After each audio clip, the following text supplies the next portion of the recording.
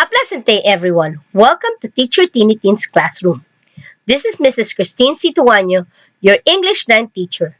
We are now with the third quarter, and Module 7 and 8 has the following most essential learning competency: judging the validity of the evidence listened to.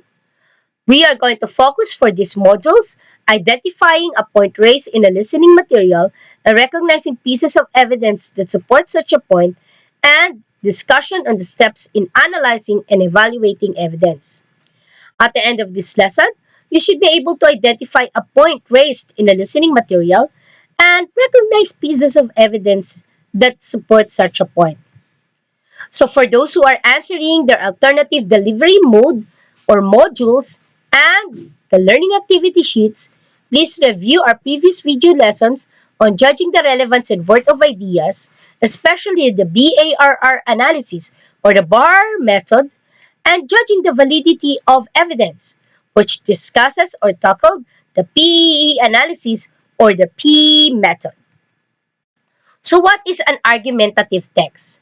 An argumentative text or an argumentative paragraph is a genre or type of writing that requires investigating, collecting, generating, and evaluating evidence to establish a point or a position. So when you're writing an argumentative paragraph, you can use these 4 steps in writing. First, write your stand. You should be clear whether you agree or disagree to the topic. Next, write your position or reasons why you agree or disagree on that certain issue. It's very important that the readers know why you agree or disagree to that issue. Of course, number 3 is you have to write 2 or 3 evidences that would support your point. Again, one evidence is not enough.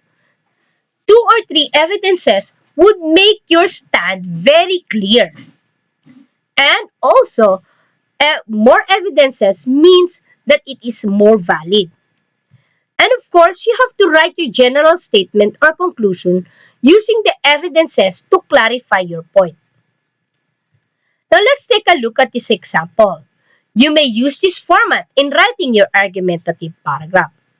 I agree or disagree that people need or do not need, and then you write the topic or the issue. In my opinion, which is your anecdotal evidence. For example, can be another type of evidence. You may use testimonial, you may use statistical, etc. This can be seen. Now, this can be seen can be, again, a testimonial or a statistical, or it can also be an analogical evidence. And from this, we can say that is our last statement, which is our conclusion. Now, let's take a look at this example.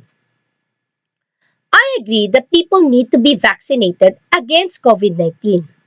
In my opinion, people will be more immune to the virus. For example, those who are vaccinated are not as fatal or deadly as those who are not if they acquire the virus. This can be seen from the data presented to us by DOH and WHO. From this, we can say that vaccines are very helpful.